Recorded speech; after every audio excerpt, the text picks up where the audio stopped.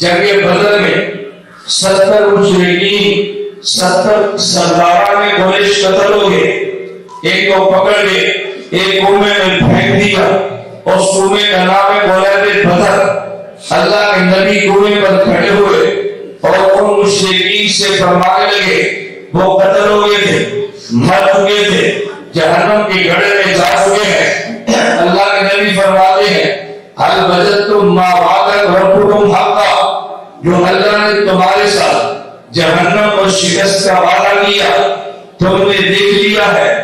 اللہ کے نبی فرمانے لگے وجدنا ما وعد ربنا حقا, جو اللہ نے میرے ساتھ وعدہ کیا فتح کا میں نے دیکھ لیا ہے.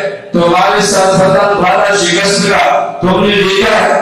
عمر نے کہا یا رسول اللہ یہ تو مردے ہیں, اور قرآن کہتے ہیں انک لا تسمع الموتى, مردے نہیں سنتے, یہ تو مردے ہیں, اور قرآن کہتے ہیں مردے. آیت کون سی پڑھی؟ بولو. انک لا تسمع الموتى, مردے تو نہیں سنتے. آج بعض لوگ کہتے ہیں اور یہ مردہ نہیں سنتا, کیوں؟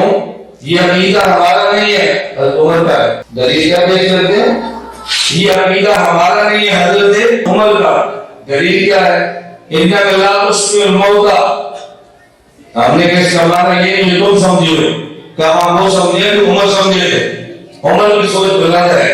ہم نے عمر کی شام تھی نا, جب حضرت عمر نے اس آیت کو دلیل کے طور پہ پیش کیا, کیا اللہ کے نبی نے مان لیا یا حضرت عمر کو سمجھا دیا؟ حضور پاک فرمانے لگے عمر جتنا آج یہ سنتے ہیں اتنا تم بھی نہیں سنتے. حضرت عمر نے یہ نہیں کہا حضور میں ٹھیک ہے, حضور آپ ٹھیک فرماتے ہیں, مجھے بات سمجھ آ گئی. حضرت عمر کو سمجھ آ گئی, تمہیں سمجھ نہیں آئی. جب صحابی کوئی بات پیش کرے تو یہ دیکھتے ہیں کہ نبی پاک نے کیا رائے دی ہے. صحابہ کے دہشت علماء تو نہیں تھے, وہ تو حضور سے پڑھ رہے تھے. حضور سمجھا رہے تھے.